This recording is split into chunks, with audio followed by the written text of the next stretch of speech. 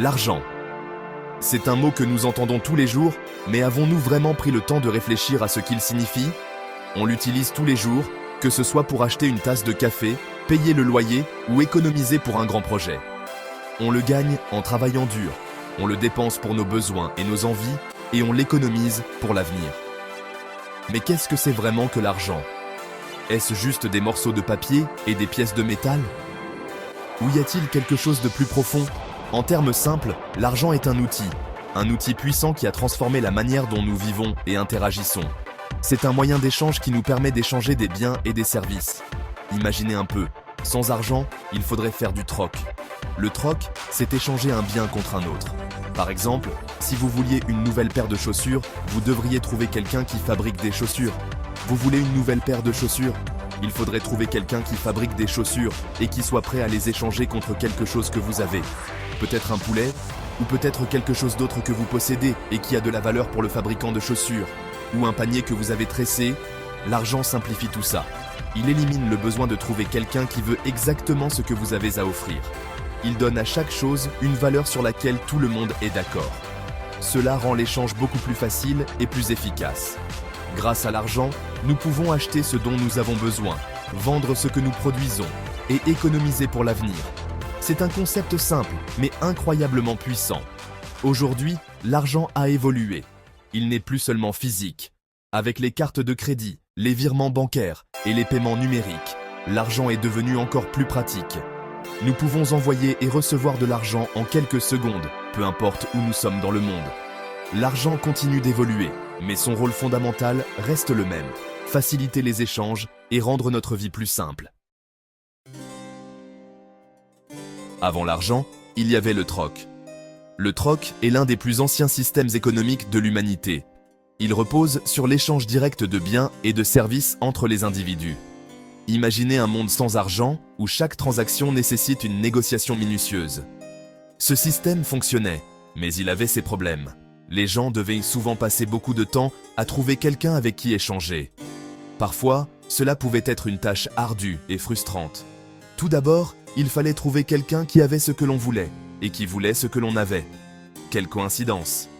Cette double coïncidence des besoins rendait les échanges compliqués et chronophages. Ensuite, il y avait la question de la valeur. Tous les échanges ne sont pas égaux. Deuxièmement, tous les échanges ne sont pas égaux. Par exemple, combien de poulets valent une vache? La valeur des biens était souvent subjective et pouvait varier d'une personne à l'autre. Combien de poulets valent une vache? Cette question pouvait mener à des négociations interminables et parfois à des désaccords. Combien de paniers pour un nouveau toit? Les artisans et les commerçants devaient constamment évaluer et réévaluer la valeur de leurs produits. Cela pouvait conduire à des disputes et à des accords injustes. Les désaccords sur la valeur des biens pouvaient facilement dégénérer en conflit. Enfin, certains biens sont périssables. Les produits comme les fruits, les légumes et le poisson ne pouvaient pas être stockés indéfiniment. Imaginez que vous échangez votre poisson frais contre une nouvelle hache et que le poisson pourrisse quelques jours plus tard. Cela rendait certains échanges risqués et peu pratiques. Le système de troc avait ses limites. Les gens devaient souvent faire face à des défis logistiques et à des frustrations constantes. Il était temps de passer à autre chose. L'invention de la monnaie a révolutionné les échanges économiques, rendant les transactions plus simples, plus rapides et plus équitables. La monnaie a permis de surmonter les limitations du troc et a ouvert la voie à des économies plus complexes et interconnectées. Et voici l'argent. L'argent, sous ses nombreuses formes, a toujours été au cœur des échanges humains. Les premières formes d'argent étaient souvent des produits de valeur comme le sel, le bétail ou les coquillages. Ces objets étaient utilisés dans les échanges, car ils avaient une valeur reconnue par tous. Ces objets avaient une valeur intrinsèque, c'est-à-dire qu'ils étaient utiles même s'ils n'étaient pas utilisés comme monnaie. Par exemple, le sel pouvait être utilisé pour conserver les aliments, le bétail pour le travail agricole et les coquillages pour la décoration ou les outils. Au fil du temps, nous sommes passés à des pièces de monnaie standardisées, puis au papier-monnaie. Les pièces de monnaie étaient souvent fabriquées à partir de métaux précieux, comme l'or et l'argent, ce qui leur donnait une valeur stable. C'était plus facile à transporter, à diviser et à stocker. Le papier-monnaie, quant à lui, était plus léger et plus pratique pour les transactions de grande valeur. De plus, il était soutenu par les gouvernements, ce qui lui conférait plus de stabilité et de confiance. Les banques centrales garantissaient la valeur de la monnaie, ce qui rassurait les utilisateurs. L'invention de l'argent a été révolutionnaire.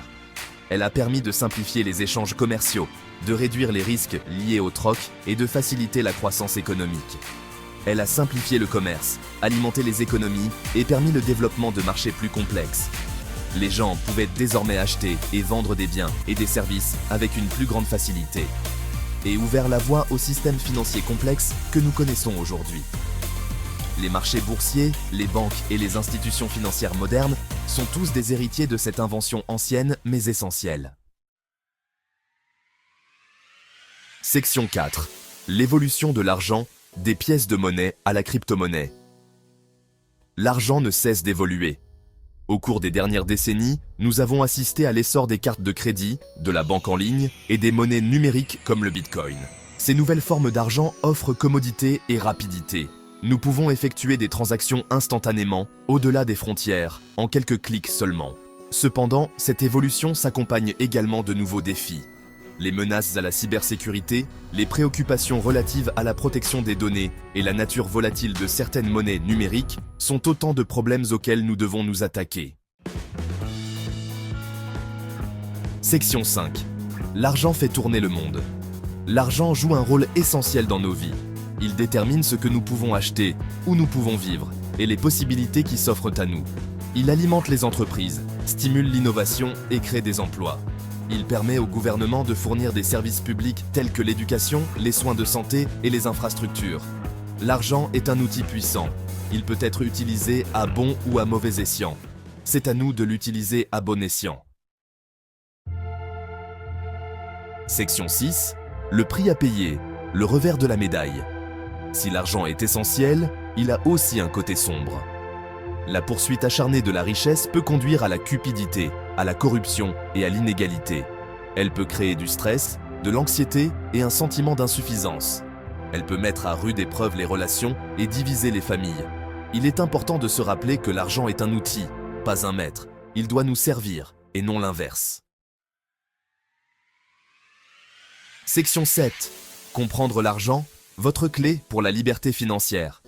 Il est essentiel de comprendre comment fonctionne l'argent pour réussir financièrement. Cela vous permet de prendre des décisions éclairées en matière de dépenses, d'épargne, d'investissement et de gestion de vos dettes. L'éducation financière vous donne les moyens de prendre le contrôle de vos finances, de vous constituer un patrimoine et d'atteindre vos objectifs financiers. Ne soyez pas intimidé par l'argent. Considérez-le comme un outil.